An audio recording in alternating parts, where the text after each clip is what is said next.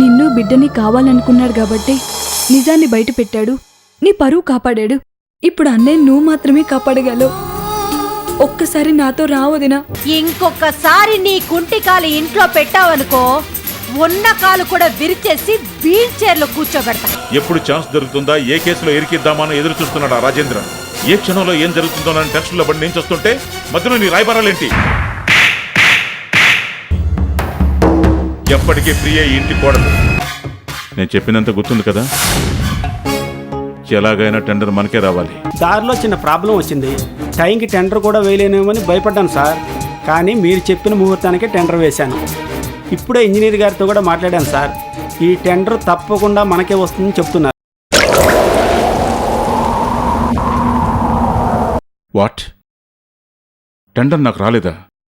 మరెవరికి వచ్చింది? రాజేంద్ర గారికి.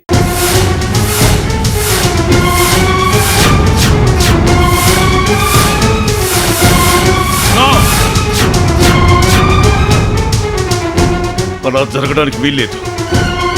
టెండర్ నాకే వస్తుందన్నావు కదా, ఆ రాజేంద్రకి ఎలా వెళ్ళింది? నా దగ్గర డబ్బులు తిని ఆ రాజేంద్రకి సపోర్ట్ చేసావా? ఆపండి సార్, మీరు డబ్బులు ఇచ్చినంత మాత్రాన ఆ టెండర్ మీకు వస్తుందా?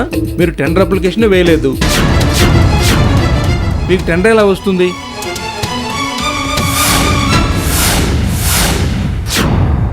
నో. ఏం మాట్లాడుతున్నావు నువ్వు? మేము టెండర్ అప్లికేషన్ వేయకపోవడం ఏంటి? మా సుందరం స్వయంగా వచ్చి అప్లికేషన్ వేశాడు కదా. మీ దగ్గర ఏదో తేడా జరిగింది. లేదు సార్, మీకు అబద్ధం చెప్పాల్సిన అవసరం ఏముంది? నిజంగా మీ అప్లికేషన్ టెండర్ బాక్స్లో లేదు.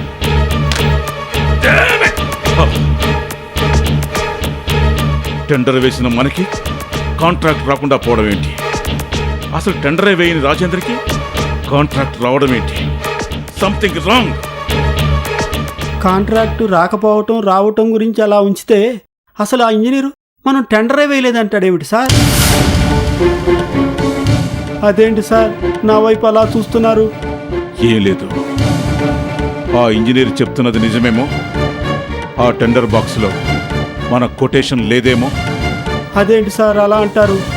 నా చేతులతో నేనే ఆ కొటేషన్ టెండర్ బాక్స్లో వేశాను. లేకుండా ఏమైపోతుంది సార్? అదే నేను అడుగుతున్నాను. అసలు ఆ టెండర్ బాక్స్లో మన కొటేషన్ వేసావా లేదా?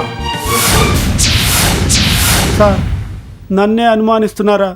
15 సంవత్సరాలుగా మీ ఉప్పు కారం తింటూ బ్రతుకుతున్నవాణ్ణి మీకు అన్యాయం చేస్తానా?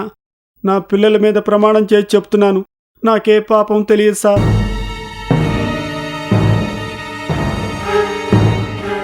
నేను ఆ కొటేషన్ టెండర్ బాక్స్లో వేశాను సార్. సార్ నేను ఆ టెండర్ వేస్తున్నప్పుడు ఒక ఆఫీసర్ కూడా అక్కడే ఉన్నాడు. కావాలంటే మీరు అతన్ని అడగండి. నన్ను మాత్రం అనుమానించకండి సార్. అసలు ఏం జరిగిందో ఆ ఇంజనీర్ పట్టుకుంటే కానీ అర్థం కాదు. పద, వాడు ఆఫీస్కి వెళ్ళి అక్కడే తేల్చుకుందాం.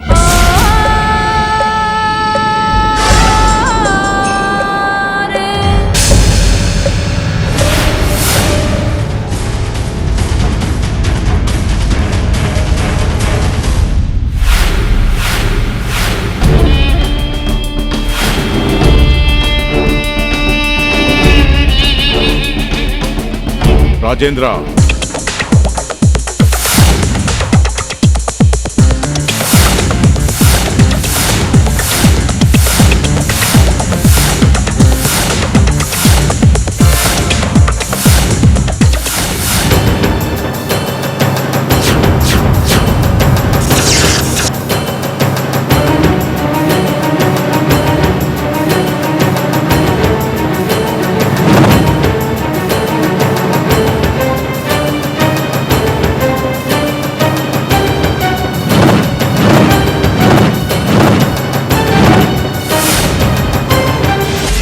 ఏంటి హరి, నన్ను చూడగానే దిష్టి బొమ్మలా నిల్చుండిపోయావు? నన్ను ఇక్కడ చూసి షాక్ అయ్యావా? ఆ రాజేంద్ర చాలా సమస్యల్లో ఉన్నాడు. వాడి బొంద, ఇక వాడెందుకు టెండర్ కోసం వస్తాడనుకున్నావు కదూ? ఒకవేళ వచ్చిన ఇంజనీర్లందరినీ డబ్బులిచ్చి కొనేశాక ఇక నేనేం చేస్తాననుకున్నావు కదూ?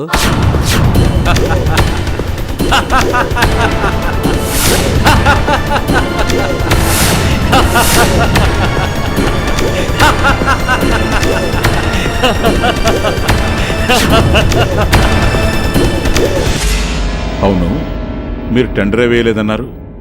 మరి నీకెలా ఈ కాంట్రాక్ట్ వచ్చింది? టెండరా? నేనెప్పుడు వేశాను? అసలు నేను టెండరే వేయలేదే. అసలు టెండరే వేయకుండా ఈ కాంట్రాక్ట్ మీకు ఎలా వచ్చింది? మీ కంటికి నేను పిచ్చోళ్ళ కనిపిస్తున్నానా? ఆ? నువ్వు పిచ్చోడివి కాబట్టే ఈ రాజేంద్ర పవర్ ఏంటో తెలుసుకోకుండా ఢీ కొట్టాలని చూస్తున్నావు. ఇంతకీ నీ టెన్షన్ ఏంటి? అసలు నేను టెండరే వేయకుండా ఈ కాంట్రాక్ట్ ఎలా వచ్చిందని ఆలోచిస్తున్నావా? నా టెండర్ నేను వేయలేదు, నీ మనిషే వేశాడు. ఇడుగో ఈ సుందరమే వేశాడు.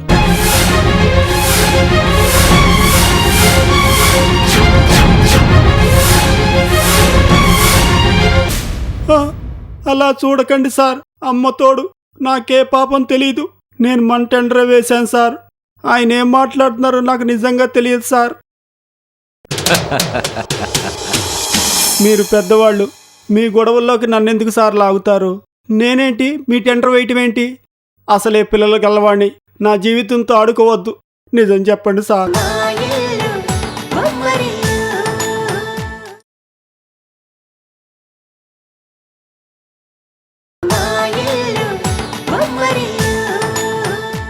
మీరు పెద్దవాళ్ళు, మీ గొడవల్లోకి నన్నెందుకు సార్ లాగుతారు?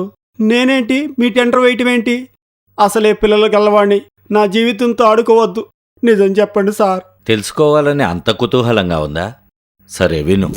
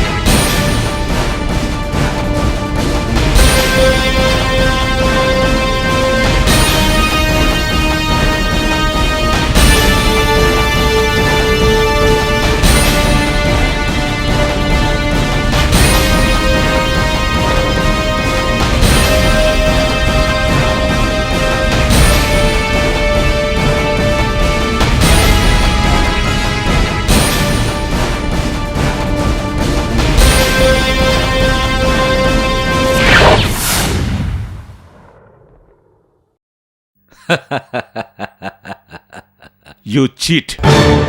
నువ్వు మరీ ఇంత మోసగాడు అనుకోలేదు. రాజేంద్ర అంటే పెద్ద నిజాయితీపరుడు, నీతి నియమాలు కట్టుబడి ఉంటాడని పెద్ద కబుర్లు చెప్తావు కదా. ఇప్పుడు ఏమైంది మీ నిజాయితీ? ఇలా మోసం చేసి కాంట్రాక్టులు కొట్టేయడానికి మీకు సిగ్గుగా లేదు? ఏయ్, ఎవడ్రా మోసగాడు? మోసం చేసింది నువ్వా నేనా? ఇంజనీర్లందరినీ కొనేసి నువ్వు టెండర్లు కొట్టేస్తుంటే నేనేమన్నా చేతులు గాజులతోడు కొని కూర్చుంటాననుకున్నావా? ఏమన్నావు? నా నిజాయితీ ఏమైందని అడుగుతున్నావా? నా మాటల్లోనూ నేను చేసే ప్రతి పనిలోనూ నిజాయితీ ఉంటుందిరా. కానీ ఎదుటి మనిషి కూడా అదే నిజాయితీతో ఉన్నప్పుడు మాత్రమే. అయినా నేను ఇప్పుడు చేసింది మోసం కాదు. దీన్ని ఎవడి వేలుతో వాడి కంటినే పడవటమంట. నువ్వేదో తెలివిగా మాట్లాడుతున్నాననుకుంటున్నావు రాజేంద్ర, కానీ ముమ్మాటికి నువ్వు చేసింది మోసమే. భార్గవి కడుపును అడ్డం పెట్టుకొని నన్ను సాధించాలనుకున్నావు, కానీ అది కడుపు తీయించుకునేసరికి నా మీద కక్ష తీర్చుకునే అవకాశం లేకుండా పోయింది. ఇక ఏం చేయాలో తెలియక ఇలా మోసగించి నా మీద గెలవాలనుకున్నావు. నీ మీద గెలవటానికి ఎవరి ఆసరా తీసుకోవాల్సిన అవసరం నాకు లేదు. నువ్వే అవకాశాన్ని ఆసరాగా తీసుకొని నా మీద గెలవాలనుకున్నావు. కొందరి గెలుపంటే ఇష్టం, కానీ నా గెలుపు ఒక అలవాటు. ఇష్టాలు మారుతాయేమో కానీ అలవాట్లు మారు. ఏ రకంగా చూసినా నువ్వు నా మీద గెలవలేవు. అయినా భార్గవికి అబార్షన్ అయిందని కృంగిపోయి నా బిజినెస్నే పట్టించుకోవటం మానేస్తానని ఎలా అనుకున్నావు?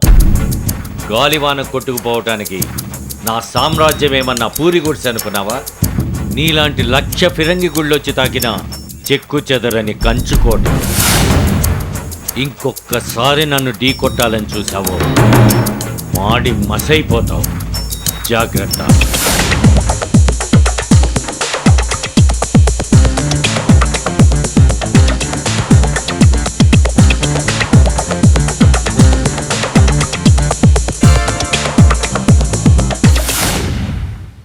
ఇంకో విషయం, భార్గవికి అబార్షన్ అయిపోయింది కదా, ఇక సాక్ష్యాలేమీ లేవని నిన్ను నీ తమ్ముణ్ణి వదిలేస్తాననుకోవద్దు.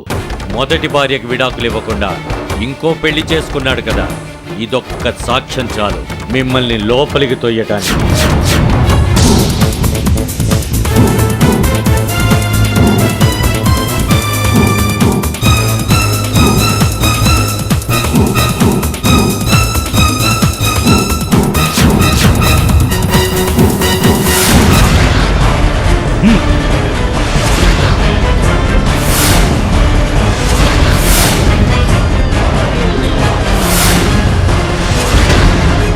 రాజేంద్ర రాజేంద్ర రాజేంద్ర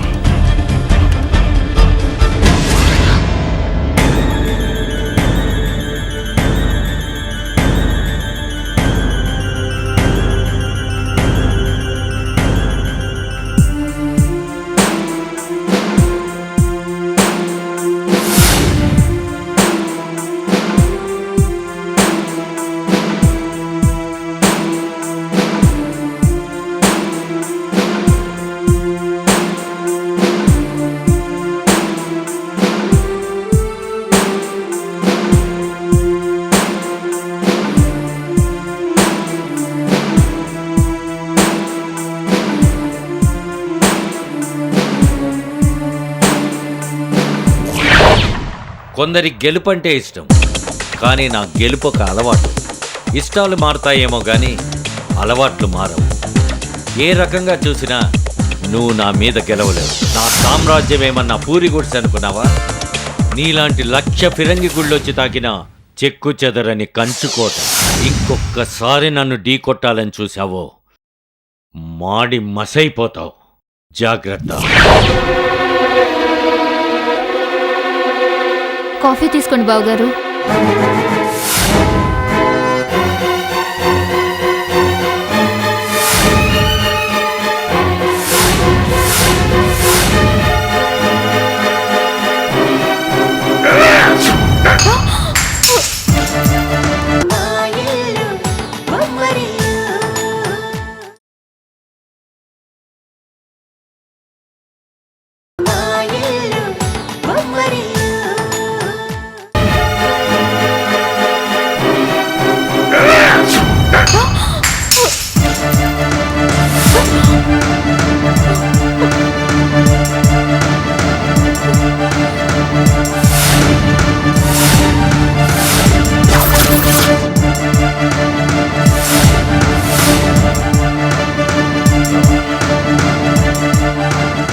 ఎవడైనా తాగొస్తే మత్తు దిగాలంటే మజ్జిగిస్తారు, మత్తు పెరగాలంటే ఇంకో పెగ్గు మందు పోస్తారు. నువ్వేంటి కాఫీ ఇస్తున్నావు?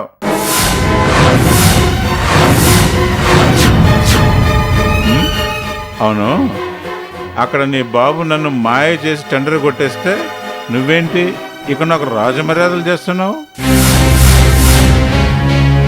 నిజం చెప్పు, నువ్వు నిజంగా సూర్యుని ఇష్టపడి పెళ్లి చేసుకున్నావా, లేకపోతే నీ బాబు నిన్ను ఇక్కడ ఏజెంట్గా పెట్టాడా?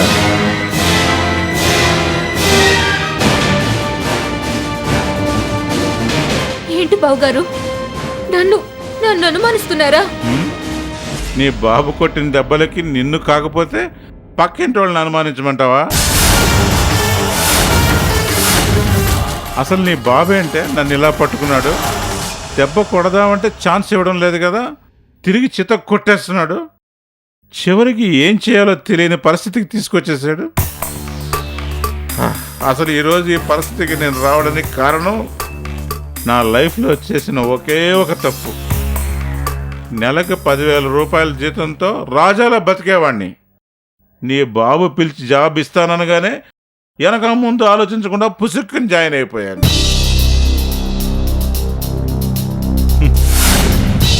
అది నేను చేసిన తప్పు. జాబ్లో జాయిన్ అయ్యాను, ఎంతో కష్టపడి పనిచేశాను. నీ బాబు నా టాలెంట్ని మెచ్చి నా చేత సొంత బిజినెస్ పెట్టించాడు. ఆ బిజినెస్ పరుగులో నీ బాబుతో పోటీ పడ్డాను. అంతేగాక సూర్యుతో నిన్ను పెళ్లి చేసుకోమని చెప్పా. ఆ కోపం ఈ కోపం కలిపి నీ బాబు నా బిజినెస్ మీద చూపిస్తూ ఉంటే నేను చేతగాని వాళ్ళ చూస్తుండిపోయాను. ఏంటన్నయ్య ఇది? ఇప్పటికే చిన్నన్నయ్య తాగొస్తున్నాడని బాధపడుతుంటే నువ్వు కూడా తాగొస్తున్నావా? మీ ఇద్దరు ఏమైపోతారని నాకు భయంగా ఉందన్నయ్య. ఆపేయ్, ముందా కూడా ఆపేయ్. నీ ఏదో సెంటిమెంట్ తట్టుకోలేక చచ్చిపోతున్నాను రా బాబు. ఏదో బతికైపోయి బయటే కష్టాలు అనుకుంటుంటే ఇంట్లో కూడా కష్టాలు ఎక్కువైపోతున్నాయి. అలిగి పుట్టింటికి వెళ్ళిపోయిన పెళ్ళాం, వదిలేసిన పెళ్ళానికి కడుపు పోయిందని బాధపడుతున్న తమ్ముడు, ఒక కుంటి చెల్లి. ఈ సినిమా కష్టాలేంట్రా బాబు. అందరి వల్ల కష్టాలే. కనీసం నీ వల్లైనా సుఖపడతానేమో అనుకున్నాను. నీ బాబు దగ్గర నుంచి సగం ఆస్తి తీసుకొస్తే నీ బాబుని మించిపోదాం అనుకున్నాను. కానీ ఏది ఆస్తి? నీకు సపోర్ట్ నేనే చేయాలి, సలహాలు నేనే ఇవ్వాలి. కానీ నీ బాబు దగ్గర నుంచి చిల్లు గవ్వ కూడా సంపాదించడం నీకు చేత కాదు. పైగా నేను సపోర్ట్ చేస్తున్నందుకు నాకు పెద్ద కన్నం పెట్టాడు నీ బాబు. ఏంటి బావగారు, నాకు ధైర్యం చెప్పిన మీరేనా ఇంత పెరిగ్గా మాట్లాడుతున్నారు? కొంచెం ధైర్యం తెచ్చుకోండి బావగారు. మీరే ఇలా అయిపోతే ఇక మేమేం కావాలి బావగారు? ఎవరేమైపోయినా నాకు అనవసరం. నాకు ఎవ్వరు ఓదార్పు అక్కర్లేదు, నాకెవరు ధైర్యం చెప్పక్కర్లేదు. వదలండి, నాకెవరి సపోర్టు అక్కర్లేదు. I'm study. వెళ్ళండి, ఎలా?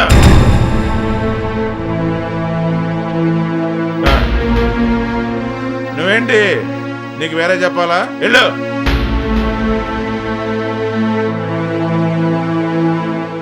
నాకెవరు సపోర్ట్ అక్కర్లేదు. I'm all right. నేను ఈరోజు ఎందుకు ఇలా వాగుతున్నాను? ఆ రాజేంద్ర టెండర్ కొట్టేసి నోటుకు వచ్చినట్లు మాట్లాడాడనా?